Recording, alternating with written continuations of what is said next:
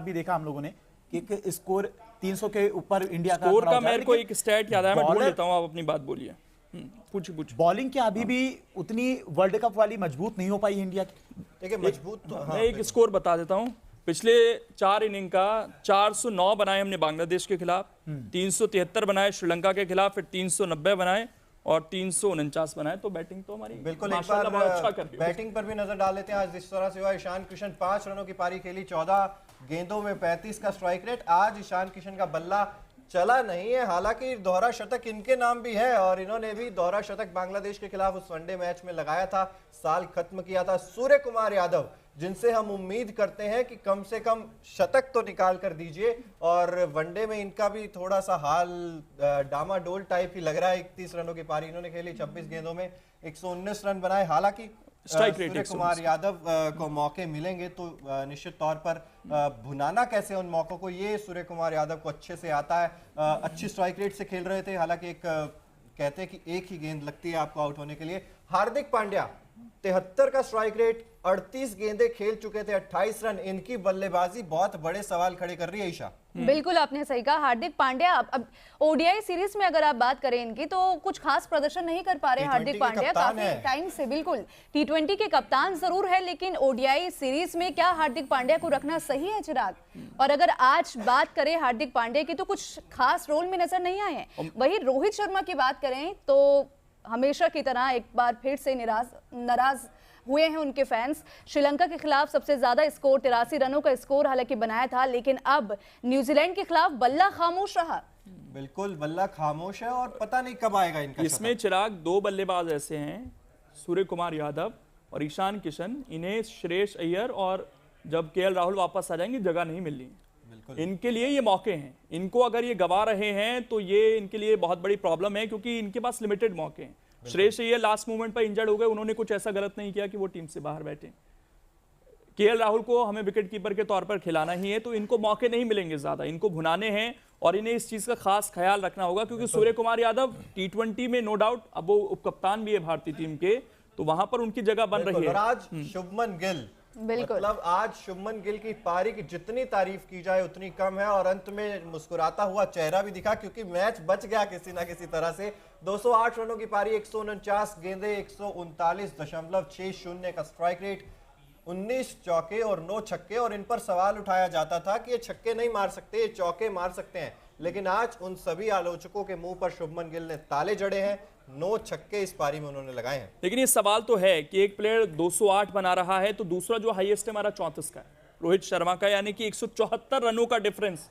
बिल्कुल ये बहुत बड़ा है। इससे पहले भी हालांकि रहा है, जब रोहित ने 264 बनाए थे तब भी 198 का डिफरेंस था। उस मैच में विराट कोहली ने 66 बनाए थे, लेकिन इसमें अगर ये रन ना होते हमारे पास, तो आज हमारे बल्लेबाजों ने कुछ खास नहीं किया है, कोलैप्स था बिल्कुल। और इसमें गिल की इसलिए भी तारीफ करनी होगी क्योंकि उन्होंने सुबह के समय यानी दोपहर के समय, जब ओस नहीं थी, जब उस तरह की बल्लेबाजी के लिए कंडीशन बहुत ज्यादा अच्छी नहीं थी, जब हमारे बल्लेबाज संघर्ष कर रहे थे, तब एक बल्लेबाज अगर 200 बनाकर जा रहा है तो उसने बता दिया है कि भाई अब मैं कहीं नहीं जाने वाला, और जितने मौके मुझे मिलने थे मैंने उनको पूरी तरीके से भुना दिया है, और अब अगले 8-9 साल आप मुझ में इन्वेस्ट कर सकते हैं। हालांकि हम तो चाहते हैं कि लंबा जाए, 15-16 साल जाएं, क्योंकि एज भी अभी ज़्यादा नहीं है। लेकिन एक सवाल तो यहाँ से उठेगा गेंदबाजों को लेकर कि भाई 131 पर 6 आप 293 तक कैसे ले गए, वो भी पुछल्ले बल्लेबाजों को। और ये श्रीलंका के समय भी दिखा, शनाका अंत में आकर सेंचुरी मार देते हैं। ये प्रॉब्लम है, और ये इंडिया के साथ बीच में एक समय ये समस्या लग रहा था कि खत्म हो गई है, नहीं तो ये तो हमेशा से हमने देखा है कि हम हाथी निकल जाता है, हमारी पूंछ अटक जाती है। हमने कितनी बार लास्ट में आकर गेंदबाजों से बड़ी बड़ी साझेदारियां करवा दी, और वो प्रॉब्लम एक बार फिर से दिख रही है। अब इसमें क्या दिक्कत है ये समझना पड़ेगा, इसमें स्ट्रेटेजी बनानी पड़ेगी कि भाई क्या हम थोड़ा सा हल्के हो जाते हैं, वो प्रेशर बिल्ड नहीं कर पाते हैं, क्या दिक्कत है? क्योंकि 131 से 6, 293 पर 7, ये जो पार्टनरशिप यहाँ पर लगी है, और ब्रेसवेल ने जिस तरीके से खेला है ना, ब्रेसवेल उतने वर्ल्ड क्लास बल्लेबाज नहीं है, ऑलराउंडर हैं, ठीक है, खेल रहे हैं गेंदबाजी में, मुख्य भूमिका उनकी स्पिन गेंदबाजी थी जो उन्हें करना था। जो उनके कप्तान हैं जिस तरीके से वो खेल गए, सेंटनर खेल गए, 57 रन बना गए वो भी, तो ये पुछल्ले बल्लेबाज हैं। इसमें कोई टॉप ऑर्डर का बल्लेबाज होता तो चलिए मान लेते कि वो एक पार्टनरशिप लेकर चला गया, लेकिन ये दोनों नीचे के बल्लेबाज थे, और ये इस तरीके से मैच आपकी जिस तरह के रिएक्शन दिख रहे थे, वो प्लेयर्स ने मान लिया था कि ये मैच शायद निकल जाए हमारे हाथ से। बिल्कुल। और ये मतलब ये आज की कहानी नहीं है ईशा, ये कहानी अब लंबी हो चुकी है। आपके पास जसप्रीत बुमराह नहीं है, आपके पास रविंद्र जडेजा नहीं है। चर्चा तो हम कर ही रहे हैं, इसी बीच आपके सामने एक पोल भी आ रहा होगा। आपको किसका 200 रन का स्कोर सबसे अच्छा लगा? सचिन तेंदुलकर, शुभमन गिल, रोहित शर्मा, ईशान किशन? आप पोल में आपका जवाब भी दे सकते हैं, या आपको सहवाग का अच्छा लगा हो तो आप कमेंट करके बता भी सकते हैं। अभी तक तो फिलहाल 43% लोगों का कहना है कि शुभमन गिल का दोहरा शतक ही हमें सबसे अच्छा लगा है। India won the match, Shreyas ji लिख रहे हैं, मुकेश वर्मा जी लिख रहे हैं न्यूजीलैंड भी व्हाइट वॉश होगा 3-0 से। उम्मीद तो यही करेंगे कि 3-0 से व्हाइट वॉश हो जाए, लेकिन आज जिस तरह का प्रदर्शन किया है बहुत मुश्किल होने वाला है इंडिया के लिए। ठीक है चिराग, और आप सबसे मेरा एक सवाल है, हमारे दर्शक जो पूछ रहे हैं कि सचिन चौधरी जी हमारे साथ, वो पूछ रहे हैं कि आज मैन ऑफ द मैच किसे मिलेगा?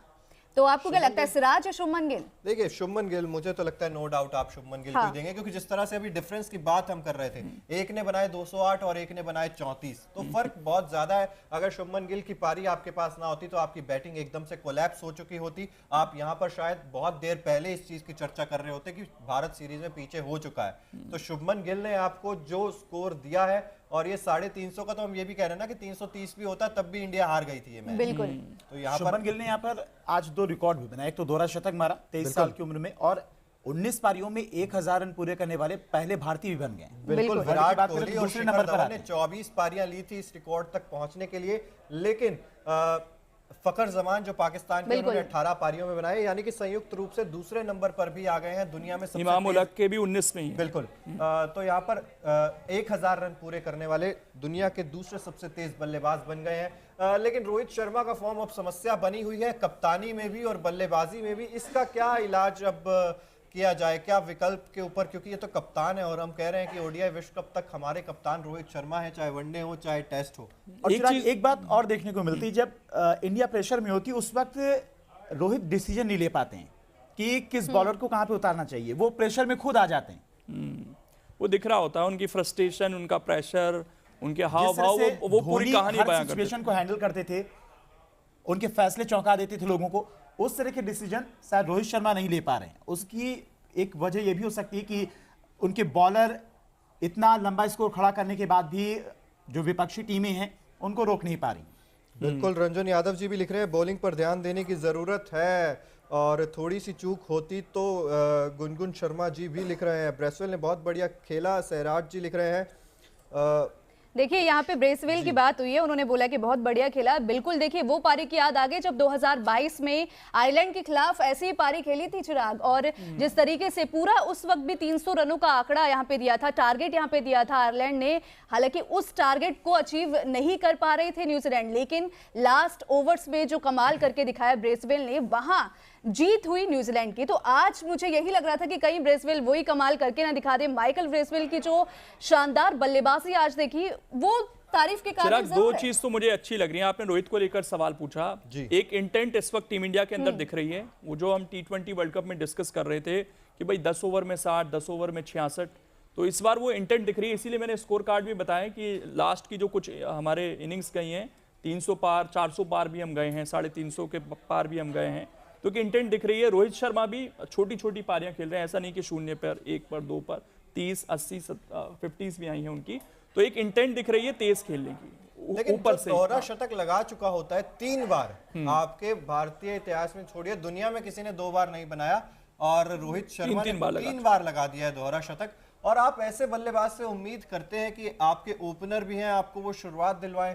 एक पारी आती है 82 रन की, उसके बाद फिर से हम ये बात करते हैं। और ये बात सिर्फ बल्लेबाजी की नहीं है, ये बात अब कप्तानी पर भी सवाल उठने लगे हैं, क्योंकि आपकी प्लेइंग 11 आप जो चुनते हैं, क्या वो सही है पहले नंबर पर? दूसरे नंबर पर क्या आप जो गेंदबाजी में चेंजेस करते हैं, क्या वो चेंजेस आपके पास विकल्प नहीं होते हैं, या क्या परेशानी हो जाती है? क्योंकि हमने देखा है कि प्लेइंग 11 में बहुत ज्यादा सडन बदलाव हो जाते हैं। चलिए, इंजरीज एक बहुत बड़ा कंसर्न है इंडिया के लिए। एक चिराग सवाल है, क्या कैप्टेंसी के प्रेशर की वजह से रोहित शर्मा अच्छी बैटिंग नहीं कर पा रहे? देखिए, लग तो ऐसा ही रहा है, बिल्कुल डेफिनेटली मैं कहूंगा कि यहां से देखने पर तो ऐसा ही लग रहा है। और कप्तानी का प्रेशर हर कोई झेल नहीं पाता। हम बार बार बात महेंद्र सिंह धोनी की इसीलिए लेकर आते हैं, क्योंकि महेंद्र सिंह धोनी आप नहीं बन सकते। आपको कूलनेस अगर रखनी है, आपको दिमाग लगातार चलाते रहना पड़ता है, लेकिन आप गेंदबाजों के ऊपर उतना ज्यादा प्रेशर नहीं दे सकते। हालांकि हम ये ना भूलें कि बायलैटरल में रोहित शर्मा का रिकॉर्ड भी कोई बहुत बुरा नहीं है।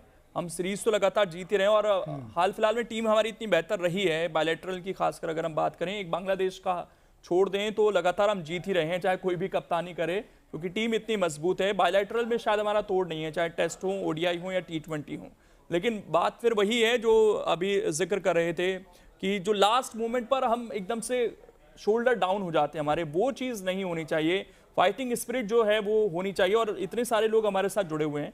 इस वीडियो को ज़रूर लाइक भी करते रहिए, आप शेयर भी करते रहिए और आपके साथ जो कमेंट आ रहे हैं उनको भी लगातार हम पढ़ने की कोशिश कर रहे हैं। आपने अगर मैच देखा, क्योंकि कई लोगों ने बोला कि हमने पूरा मैच देखा है, तो रोहित शर्मा के जो लास्ट में हाव भाव थे और बाद में जो हंसी मजाक हो रहा था, दोनों को लेकर जरूर अपना रिएक्शन दीजिएगा। बिल्कुल, अब बताइए कि आपको रोहित शर्मा, चलिए रेटिंग मांग लेते हैं कि रोहित शर्मा की कप्तानी को 0 से 10 के स्केल पे आप कितने नंबर देना चाहते हैं। आप कमेंट में अपनी राय जरूर रखिए। और जिस चीज का मैं जिक्र कर रहा था, अब यहाँ पर सभी लोग कमेंट्स भी कर रहे हैं कि उमरान मलिक को हमने काफी ज्यादा मिस किया। सडनली शार्दुल ठाकुर आ जाते हैं जो फ्रेम में कहीं पर भी नहीं थे। शायद सिलेक्शन कमेटी को इस चीज पर ध्यान देना होगा कि आपके जो मेन मुख्य खिलाड़ी हैं आप उनको लगातार चांसेस देते रहिए। श्रेयस अय्यर का इंजर्ड होना, चलिए वो एक फिर हम वही ना कर दें चिराग। बड़ी मुश्किल से मुझे लग रहा है कि एक माइंडसेट बना है कि नहीं, हमें T20 में कुछ प्लेयर्स को अलग रखना है, ओडीआई टेस्ट क्रिकेट में अलग रखना है। फिर हम वही कर दें कि आईपीएल की परफॉर्मेंस देखकर या T20 के परफॉर्मेंस कि इसको टेस्ट में मिले। अब सूर्य कुमार आ गए टेस्ट मैच में, मेरा खुद का ये ख्याल था कि नहीं, उनको T20 वो स्पेशलिस्ट हैं, उनके पास इतनी एज भी नहीं। हर प्लेयर हर कुछ करना चाहता है। देखिए, कोई मना नहीं करेगा कि मुझे टेस्ट नहीं खेलना, मुझे वनडे नहीं खेलना, मुझे कप्तान नहीं बनना, सबको बनना है, सबको सब खेलना है। लेकिन ये तो हमें तय करना है। अभी तो रोहित शर्मा भी नहीं छोड़ने को तैयार है, उन्होंने तो बोल दिया कि मैंने T20 कहाँ छोड़ा, आईपीएल के बाद देखेंगे। तो ये तो मैनेजमेंट को हमारी तय करना है कि सारे खिलाड़ियों को क्या उन्हें सारे फॉर्मेट खिलाने हैं। अब हम कहें कि इसमें अब जो थे उनसे सवाल पूछा जाए सबसे पहले तो कि भाई आप क्या कर रहे थे।